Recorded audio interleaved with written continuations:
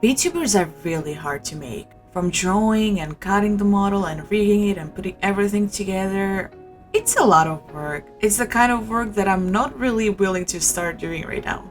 So what I typically do is I just make some quick PNGtubers for myself.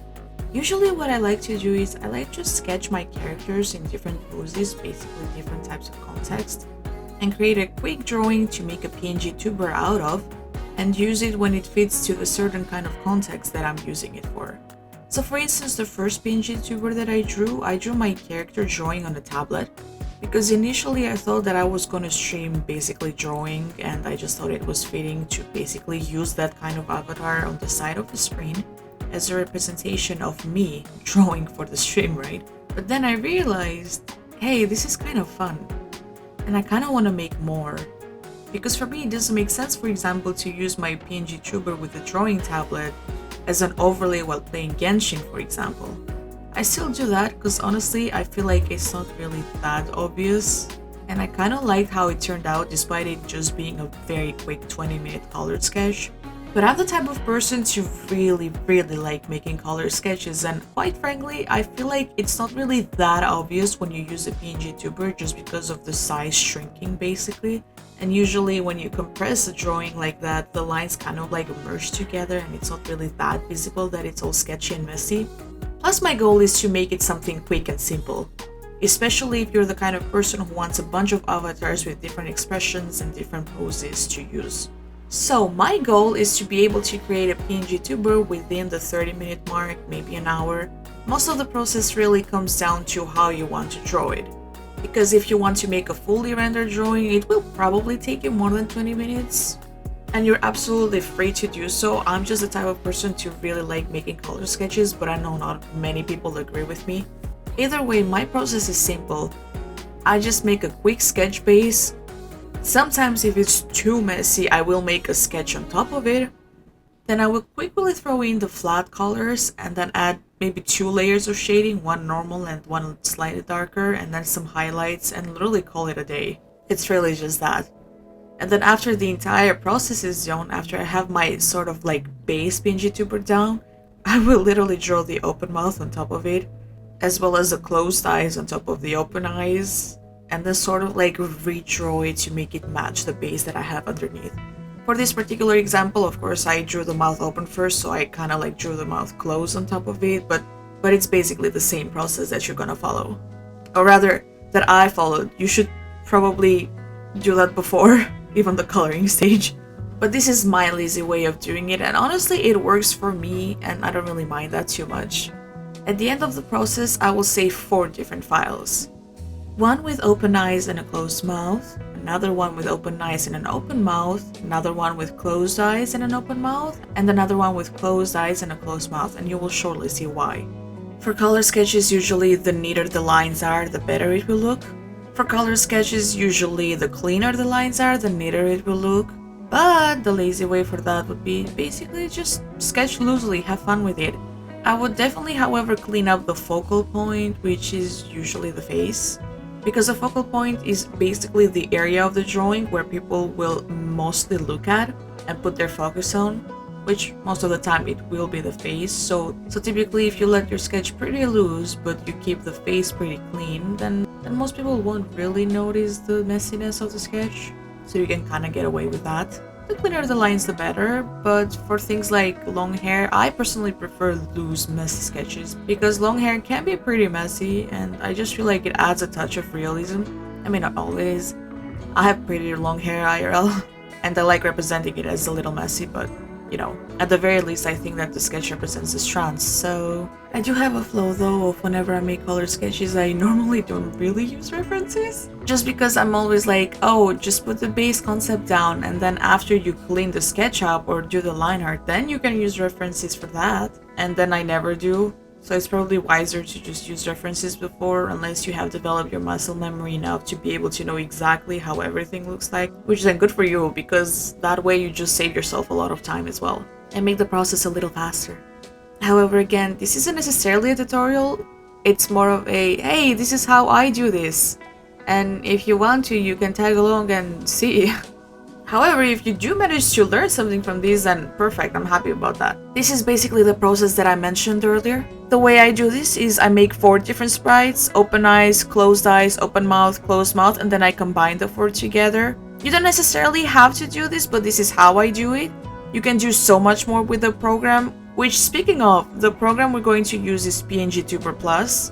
That is what I use and probably what most people use to make PNGtubers. So we're gonna launch that and get our sprites good and ready to go. This is how my first PNGtuber looks like, the one I mentioned with a drawing tablet. I'm honestly pretty happy with it. This one is definitely cleaner than the one that I drew for the video. I'm not particularly happy with the way I drew it or how it ended up being like, but you know, it's okay. It's still gonna technically work for what I'm trying to use it for. Also, if you're wondering why there's 2 different screens of the same thing on screen, then that's my bad. I was connected to my drawing tablet, which works as a second monitor for me, the way I have set it up as. So that's gonna stay there, but it's okay, don't let it distract you. Anyways, what I'm gonna do here right now is I'm going to get rid of the current PNGtuber that I have on. I basically just click on it and then click on the trash button and then scroll with the mouse wheel and just delete them all by one until I have nothing left. Bye. And then before that, I made sure to place my 4 sprites in a separate folder, which will make it easier to access to in PNGtuber. Now what's basically gonna happen here is we're going to add the sprites one by one, the 4 sprites that I make. This can also be done by just layers, and you can do so many other stuff, like you can animate and everything. I don't know how to do that, so this is my process, XDDD. I definitely recommend just checking out so many other tutorials that are out there because they're actually amazing and I love them. They're so good and you can do so much more with this program. I forgot to mention that I also named the files in a certain way, so basically the 4 sprites. I think I will let my past self explain all of that. Excuse the meows and the TV in the background. And this is how the PNGtuber would look on a normal game overlay. So for instance, I mainly record or stream on Genshin Impact, and this is typically where I place my usual PNGtuber that I use. If I want to change my PNGtuber, I typically just do this. So I go to PNGtuber Plus and then I press edit, and I just really delete the sprites that I have here right now. Goodbye. And I just add the sprites manually. So for instance, here it's a big, so normally I would resize it, but this is just for demonstration purposes. So since I made it easier to myself by naming them, so this is like CEOM, which is essentially closed eyes open mouth, so I don't really have to think too much about it. It's just literally like closed eyes open mouth. And then using the scroll wheel of the mouse, I just move down to the next one, open eyes, closed mouth, so something like this. And the next, open eyes, open mouth, so just mark everything accordingly basically. Close eyes, close mouth, so it's this. And this is literally basically it. You can save your avatar if you want to. Right, so definitely save your avatar because then you're going to need it to load it later on if you decide to change the PNGtuber that you want to use. If you want to make sure to check that the size is okay. For example, the PNGtuber's head cuts off, and I didn't really intend to do that. It's just that the canvas size was too large, I guess. Instead of using the scroll mouse button, you can also use the little eye icon that's on the top right side of PNGtuber. And then you might notice that all the different layers that you have might be slightly visible on top of one another, and you don't like that, but don't worry about that. The second you exit edit mode, it will look just fine and it's gonna be great. Yeah, if we leave edit mode, this is basically how it works like. And then essentially you just keep PNGtuber open and you just add it to OBS and the PNGtuber will stay there. Okay, so with the game open, it would look something like this. Again, I would resize it because, for instance, like literally the top of the head is missing. And I would definitely recommend just checking out tutorials out there because literally I just click on whatever until something works. But definitely like refer to tutorials if you wanted to basically just make things work fine without really worrying about, you know, messing things up and everything. I'm just being silly and all, so but yeah, that's essentially how I do it, so yay.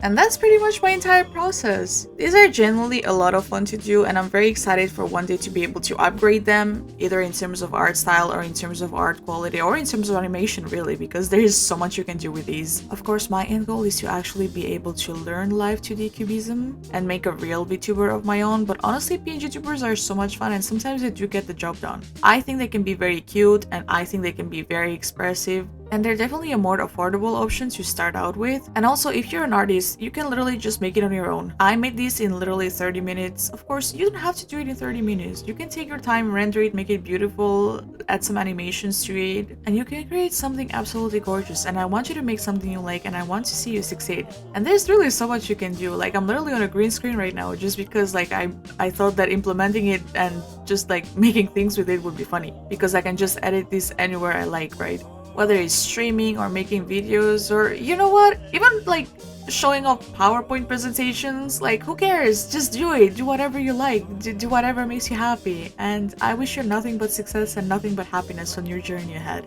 And also thank you so much for watching. I really hope that it was useful in some kind of way. I know it was a little bit scuffed and everything, but you know what, you get the point. Like, it's all fine, it's all great. Thank you so much, and I will see you in the next one. Bye bye.